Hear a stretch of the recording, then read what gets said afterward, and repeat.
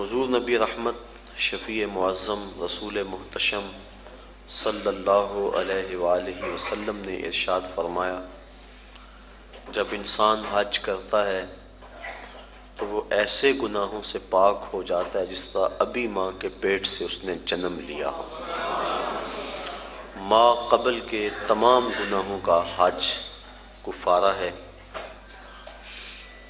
اور اگر کوئی استطاعت رکھنے کے باوجود حج نہیں کرتا تو حدیث میں سخت وعیدیں موجود ہیں۔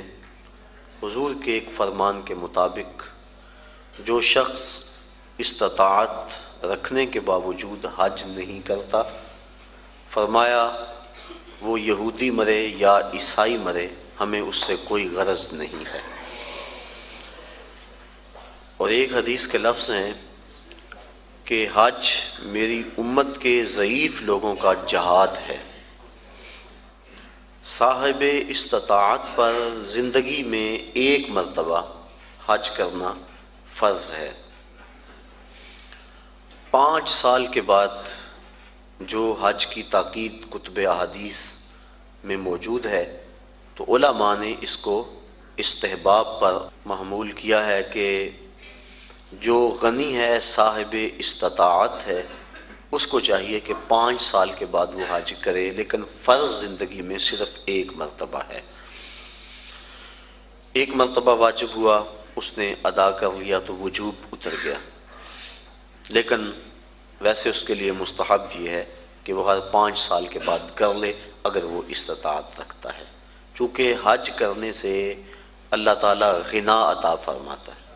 جب بندہ حج کرے اللہ اسے غنی کر دیتا ہے، اس کے رزق میں بھی برکت فرماتا ہے، اس کے دین میں بھی برکت فرماتا ہے۔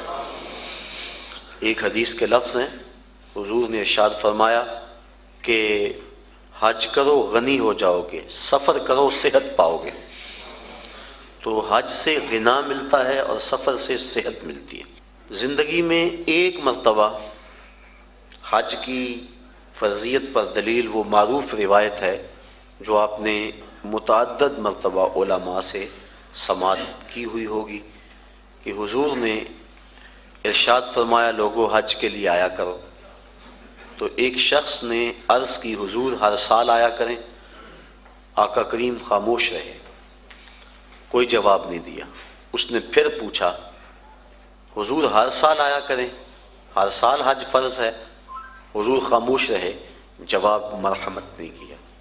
اس نے تیسری مرتبہ پھر سوال کیا تو آقا کریم نے پھر خاموشی اختیار کی، پھر وقفہ سکوت توڑتے ہوئے فرمایا، تم سے پچھلی امتیں نبیوں پر کثرت سوالات کی وجہ سے ہلاک کر دی گئیں، لو قلت نعم لوجبت، اگر میری زبان سے ہاں نکل جاتی تو واجب ہی ہو جاتا۔ وہ زبان جس کو سب کن کی کنجی کہیں، اس کی نافذ حکومت پہ لاکھوں سلام۔ کہا اگر میری زبان سے ہاں نکل جاتی تو واجب ہی ہو جاتا۔ تو حضور کا اختیار فی شریعت سمجھ میں آیا کہ حضور جو کہیں وہی دین ہوتا ہے۔ قرب قیامت کے فتنوں میں سے ایک فتنہ حضور نے آج سے صدیوں قبل بیان فرما دیا۔ نسائی شریف کی روایت ہے، حضور نے ارشاد فرمایا، قرب قیامت میں کچھ لوگ کہیں گے کہ حلال وہی ہے جو اللہ نے حلال کیا، حرام وہی ہے جو اللہ نے حرام کیا۔ فرمایا انما اوتیت القرآن ومثلہ معہ، مجھے قرآن بھی دیا گیا اور قرآن جتنے اور علم بھی میرے سینے میں رکھ دیے گئے۔ تو جس کو میں حلال قرار دے دوں وہ ایسی ہے جس طرح اللہ نے حلال قرار دیا ہے، اور جس کو میں حرام قرار دے دوں وہ ایسے ہی ہے جس طرح اللہ نے حرام قرار دیا ہے۔ چونکہ مصطفیٰ اپنی مرضی سے نہیں بولتے، وما ینطق عن الہوی ان ہوا الا وحی یوحی، جو مالک کی مرضی ہوتی ہے وہی مصطفیٰ کی بولی ہوتی ہے۔ تو اس لیے جو حضور فرما دے وہی دین ہوتا ہے۔ تو اس نے عرض کی، حضور کیا ہر سال حج فرض ہے؟ تو آقا کریم فرمایا، تم سے پہلی امتیں نبیوں پر کثرت سوالات کی وجہ سے ہلاک کر دی گئیں، لو قلت نعم لواجبت، اگر میری زبان سے ہاں نکل جاتی تو واجب ہی ہو جاتا۔ تو زندگی میں ایک مرتبہ حج فرض ہے۔ حضور نے حج کی فضیلت کے بارے میں بہت کچھ ارشاد فرمایا، اور ایک روایت کے لفظ ہیں کہ ایک حج ایسا ہے جس سے 3 آدمیوں کی مغفرت ہو جاتی ہے، اور وہ حج بدل ہے۔ کوئی اپنے والدین کی طرف سے، اپنے کسی عزیز کی طرف سے کسی کو حج کروائے تو ایک جس نے حج کیا اس کی بخشش ہو گئی، ایک جس نے حج کروایا اس کی بخشش ہو گئی، ایک جس کی طرف سے حج کیا گیا اس کی بخشش ہو گئی۔ تو یہ حج ایسا ہے، ایک حج سے 3 آدمیوں کی مغفرت فرما دی جاتی ہے۔ حج کا مقصد کیا ہے؟ حج کیوں کیا جاتا ہے؟ اس پر کچھ باتیں میں آج کی اس نشست میں آپ کے گوش گزار کرنا چاہوں گا۔ حج کا بنیادی مقصد اور ہر نیک عمل کا بنیادی مقصد رضائے الہی کا حصول ہے۔ انسان جو بھی نیک عمل کرتا ہے، ہر نیک عمل کا مقصد اللہ کی رضا کو حاصل کرنا ہے۔ قرآن مجید میں ارشاد فرمایا گیا کہ تمہاری قربانی کا گوشت اور خون اللہ کو نہیں پہنچتا، بلکہ تمہارے دل کا وہ تقوی اللہ کو پہنچتا ہے جس کے لیے تم نے قربانی کی ہے۔ گوشت خود کھا لیتے ہو، خون گلیوں میں بہہ جاتا ہے، کھالیں مدارس میں چلی جاتی ہیں، مختلف تنظیمات لے جاتی ہیں، تو اللہ کو کیا پہنچا؟ تو کہا تمہارے دل کا وہ تقوی ہے، جو خلوص اور للہیت ہے، اللہ کی رضا جوئی کا جو جذبہ ہے، وہ جذبہ اللہ کو پہنچتا ہے۔ تو ہر نیک عمل کی بنیاد اللہ کی رضا ہے، اور اگر اللہ کی رضا کے لیے کوئی عمل نہ کیا گیا تو وہ عمل نہیں ہے، نیک عمل نہیں ہے۔ اور صرف ریاکاری کو شرک اصغر کہا گیا ہے، ورنہ انسان جو نیکیاں کرتا ہے، اچھے کام کرتا ہے، کسی کو شرک نہیں کہا گیا، ریاکاری کو شرک اصغر کہا گیا ہے۔ جب اللہ کے علاوہ بندہ کسی اور کے لیے نیک عمل کرتا ہے تو وہ نیک عمل نہیں ہوتے، اس کو شرک اصغر کہا گیا۔ اور قیامت کے دن اللہ تعالیٰ جل شانہ ارشاد فرمائے گا کہ جن کے لیے تم نے یہ عمل کیے تھے ان سے اس کا اجر لے لو، میرے لیے تو تم نے کیے نہیں تھے، جن کے لیے کیے تھے ان سے ان کا اجر لو۔ تو اب کوئی وہاں اجر دینے کی صلاحیت بلا کیسے رکھتا ہوگا؟ تو جب بھی انسان نیک عمل کرے تو بنیادی فلسفہ یہ ہونا چاہیے کہ میں اللہ کی رضا کے لیے کر رہا ہوں۔ اور انما الاعمال بالنیات، یہاں بھی یہی مراد ہے کہ اعمال کا دار و مدار حسن نیت پر ہے، خلوص پر ہے۔ تو حج کا بھی باقی اعمال کی طرح پہلا بنیادی مقصد اللہ کی رضا کو حاصل کرنا ہے۔ حج کا دوسرا مقصد، حج مسلمانوں کا عالمی اجتماع ہے۔ اسلام نے ایک نظام دیا، محلے کی سطح پہ مسلمانوں کا اجتماع نماز با جماعت ہے، علاقے کی سطح پہ مسلمانوں کا اجتماع جمعۃ المبارک ہے، شہر کی سطح پر مسلمانوں کا اجتماع عیدین ہے، اور عالمی اجتماع حج ہے۔ یہ ترتیب ہے اسلامی نظم کی اور اسلامی اجتماعیت کی۔ حج مسلمانوں کا عالمی اجتماع ہے، اور عرفات کی حاضری حج کے بنیادی اراکین میں سے ایک رکن ہے کہ چاہے چند لمحوں کے لیے عرفات میں آپ جائیں تو پھر حج ہوگا، اگر عرفات کی حاضری نہ ہو سکی تو حج ادا نہیں ہوگا۔ تو عرفات کے اندر یوم حج کو خطبہ دیا جاتا ہے جس کا سننا مسنون ہے۔ تو خطبہ حج کے اندر مسلمانوں کے عالمی اجتماع کو امام حج، امیر حج کا منصب ہے کہ جو مسائل درپیش ہیں ان مسائل کی روشنی کے اندر ان کی رہنمائی کریں۔ حضور نبی رحمت صلی اللہ علیہ وآلہ وسلم کا خطبہ حج ہمارے سامنے ہے۔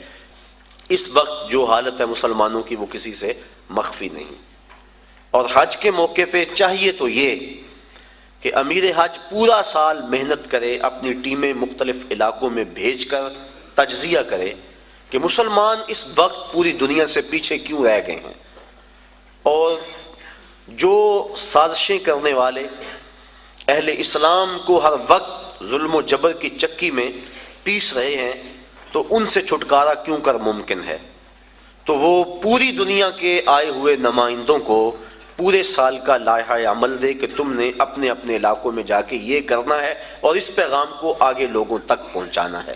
پھر پورا سال اس کی نگرانی ہوتی رہے اور سال کے بعد تجزیہ کیا جائے کہ کمی بیشی کیا ہے، کتنے فوائد ہوئے اور کہاں تک ہم نے اپنا ہدف حاصل کیا، اور ترمیم و تنسیق کے ساتھ نیا منصوبہ، نیا لائحہ عمل لوگوں کے سامنے رکھا جائے اور دنیا کے کونے کونے سے آئے لوگ حرم کے اس تحفے کو اپنے ساتھ لے جائیں اور پوری دنیا پر پھیلا دیں.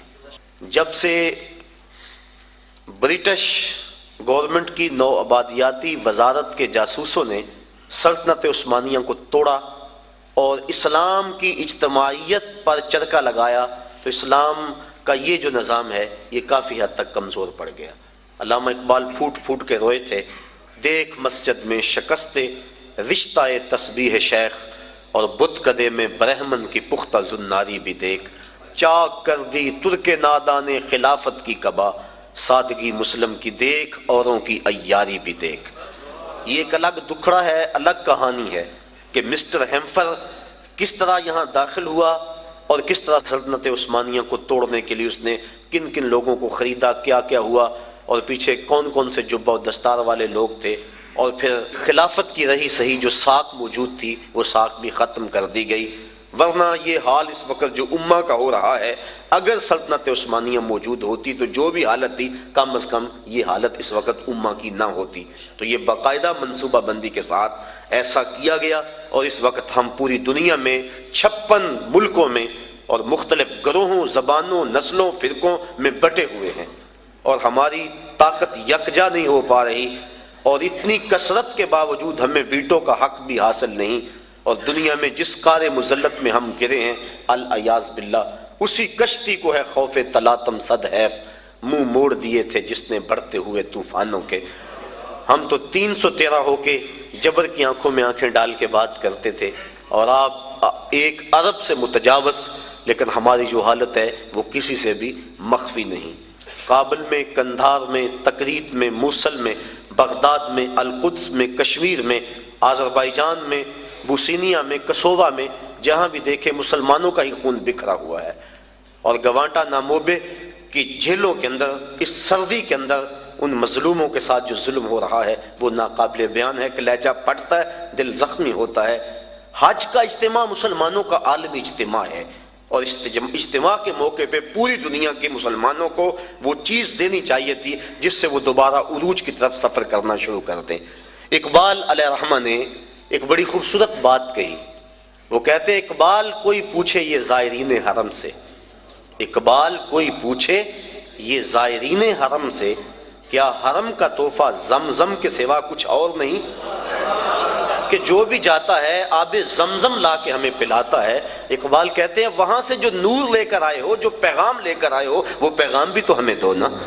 کھجوریں اور آب زمزم ہمیں پلا دیتے ہو، حرم کا اور بھی تحفہ ہے جو لینے کے لیے تم وہاں گئے تھے.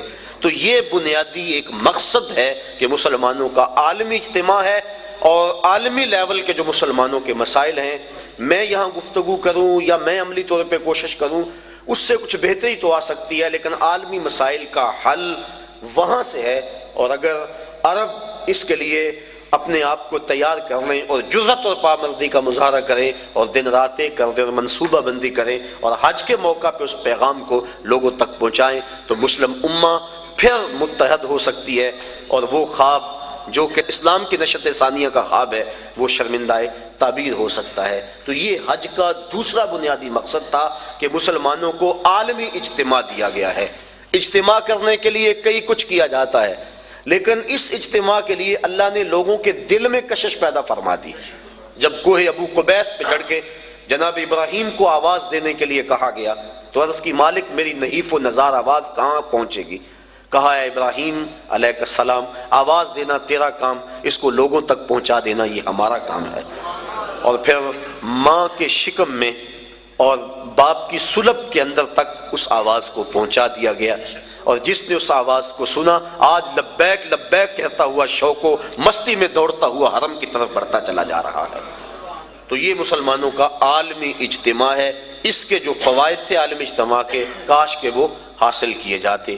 تیسرا مقصد حج کا، مساوات کا عملی اظہار۔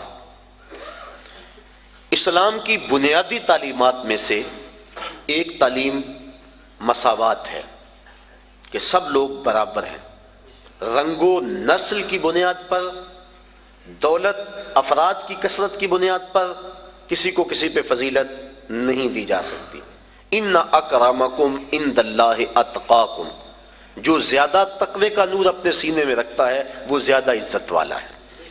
یہ اسلام کا وہ بنیادی درس اور سبق ہے کہ جس سے شکستہ دل لوگ، درماندہ لوگ، غریب طبقہ، غلام لوگ اسلام کی طرف ان کا میلان ہوا اور کھنچے چلے آئے، ان کو ان کے حقوق اسلام نے دیے۔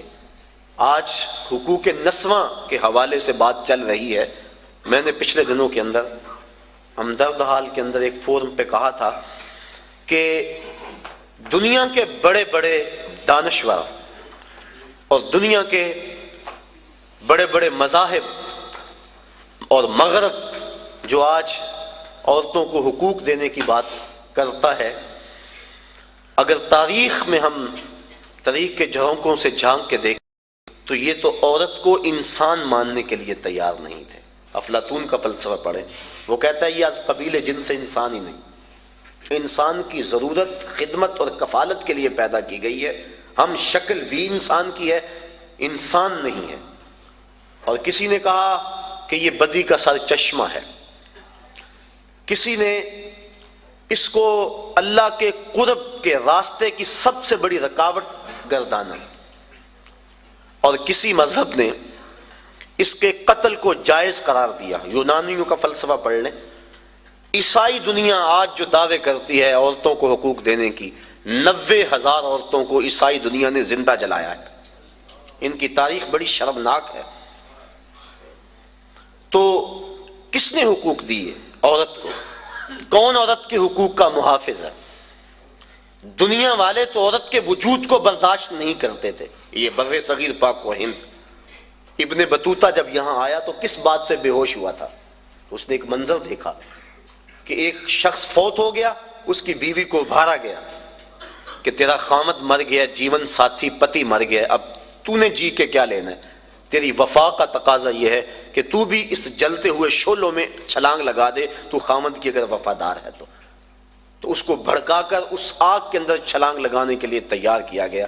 اور جب اس نے جوش میں آ کے چھلانگ لگائی، اس کی چیخیں جب فضاؤں میں بلند ہوئی تو معروف سے ابن بطوطہ بے ہوش ہو گیا اور اپنے گھوڑے سے گر پڑنے لگا، اور لوگوں نے بڑھ کے تھاما۔ رسم ستی کے نام سے بر صغیر کے اندر عورتوں کو خامدوں کے ساتھ زندہ جلایا جاتا تھا۔ اور عربوں کی تاریخ آپ جانتے ہیں کہ وہ تو بیٹی کے وجود کو برداشت نہیں کرتے، حق دینا تو بات کی بات ہے، وہ تو وجود کو گوارا نہیں کرتے تھے۔ اگر کسی کے ہاں بیٹی جنم لے لیتی اس کا منہ کالا ہو جاتا، یہ قرآن نے بتلایا۔ آبرو بچانے کا ایک ہی طریقہ کہ وہ بیٹی کو زندہ درگور کر دے، اگر ایسا نہیں کرتا تو معاشرے میں معزز نہیں سمجھا جاتا۔ اپنی بیٹی کے لیے آج میں اور آپ محبت بھرے جملے بولتے ہیں، بیٹی کے ہاتھ پیلے کرنے کے لیے بوڑھا باپ اپنی جھکی ہوئی کمر پہ بوریاں لاد لاد کے مزدوری کرتا ہے، اور فیکٹری کے اندر بھائی اوور ٹائم لگا رہا ہے کہ میں نے اپنی بہن کے ہاتھ پیلے کرنے۔ یہ بھائی تو قتل کرتا تھا بہن کو کہ کل کوئی میرا بہنوئی نہ ہو، یہ باپ تو زندہ درگور کرتا تھا کہ میں کسی بیٹی کا باپ نہ کہلاؤں۔ تو باپ کے دل میں بیٹی کی یہ محبت، بھائی کے دل میں بہن کا یہ پیار کہ وہ اس کے لیے کتنی محنت کرتے ہیں، اور جب گھر سے بیٹی رخصت ہوتی ہے تو باپ بھی پھوٹ پھوٹ کے روتا ہے، اور بھائیوں کے آنسو بھی خشک نہیں ہوتے۔ یہ تو قاتل تھے بیٹیوں کے اور بہنوں کے لیے، ان کے دل میں یہ گداز اور نرمی اور محبت کس نے ڈالی؟ آمنہ کے لال کا یہ عطیہ ہے۔ سجدہ شکر ادا کرتی رہیں ساری زندگی بھی عورتیں تو وہ حق شکر ادا نہیں کر سکتی۔ ان کے تو وجود کو برداشت نہیں کیا جاتا تھا، ان کے وجود کو عزت بخشی تو وہ محمد عربی صلی اللہ علیہ وسلم نے بخشی۔ آج عورتیں بھنگڑے ڈال رہی ہیں کہ ہمارے حقوق کا تحفظ کیا گیا۔ اور اگر اس کی آبرو بھی لٹتی ہے بالجبر تو مقدمہ بھی درج نہیں ہوتا، پہلے سیشن جج کے پاس اسے جانا ہوگا، استغاثہ پیش کرنا ہوگا، پیچیدگیاں ہیں، قانونی معاملات ہیں. یہ تو آنکھیں کھلیں گی اس وقت جب ان کے ساتھ جو ہے وہ عملی سلوک ہوا. تو آج یہ بنگڑے اور آج یہ خوشیاں کہ ہمیں تحفظ دے دیا گیا، یہ عورتوں کے تحفظ کا بل نہیں ہے، عورتوں کی تذلیل کا بل ہے. عورتوں کو تحفظ اسلام نے دیا ہے. جس ماں کو ترکے میں بانٹتے تھے اس کے قدموں میں جنت ڈال دی، کہا تیری جنت اس ماں کے قدموں تلے. اور یہ شرطیں لگائی کہ ماں قاریہ قرآن ہے یا حافظ قرآن ہے یا رابعہ بصری ہے وقت کی تیری ماں، تو پھر اس کے قدموں تلے جنت ہے. اپلے تھاپتی ہوئی ماں کے قدموں تلے بھی بیٹے کی جنت رکھ دی گئی. بہن کو عزت کی مسند پہ بٹھا دیا گیا، بیٹی کو باپ کے لیے دل کی دھڑکن بنا دیا گیا، آنکھوں کا نور اور چین بنا دیا گیا، گھر کی زینت بنا دی گئی. اور بیوی جس کو پاؤں کا جوتا خیال کیا جاتا تھا اس کو محبوبہ بنا کے خامد کے لیے محبتوں کے گوشے اس کے سینے کے اندر رکھے گئے. اور حضور نبی رحمت صلی اللہ علیہ وسلم نے ازواج مطہرات کے ساتھ جو حسن سلوک کی داستانیں رقم کی، لوگوں کے لیے عملی نمونہ چھوڑا. کسی کو حمیرہ کہہ کے پکار رہے ہیں، کسی کی فوتگی کے بعد جانور ذبح کر کے ان کی سہیلیوں کے گھر میں گوشت بھیج رہے ہیں تاکہ ان کی روح کو آسودگی ہو. حضرت فاطمہ تو زہرا فرماتی ہیں کہ جب میری والدہ کا وقت آخر آیا تو حضور کی خدمت میں میری ماں نے مجھے بھیجا کہ جاؤ حضور سے کہو کہ مجھے اپنی چادر رحمت دے دیں. میں حاضر ہوئی، عرض کی. حضور نے کہا کہ بیٹا اپنی ماں سے پوچھو نا چادر کیا کرنی ہے. میں پوچھنے آئی تو حضور بھی پیچھے آ گئے. تو حضرت خدیجۃ الکبریٰ رضی اللہ تعالی عنہا آپ نے عرض کی حضور میں اس لیے چادر مانگی ہے کہ مجھے محسوس ہو رہا ہے میرا وقت آخر آ گیا. میری آرزو یہ ہے کہ اس چادر میں مجھے کفن دیا جائے. اب سنیے حضور کے لفظ. عورتوں کے حقوق کی بات کرنے والے اس بلندی پہ سوچ بھی نہیں سکتے. جب حضور کی زوجہ محترمہ نے چادر مانگی تو آقا کریم کی آنکھوں سے آنسو چھلکنے لگے اور پھر فرمایا اے خدیجہ تو نے تو چادر مانگی ہے، لو اردت جلدی لا آتیتک، اگر تو میری جلد بھی مانگ لیتی میں وہ بھی پیش کر دیتا.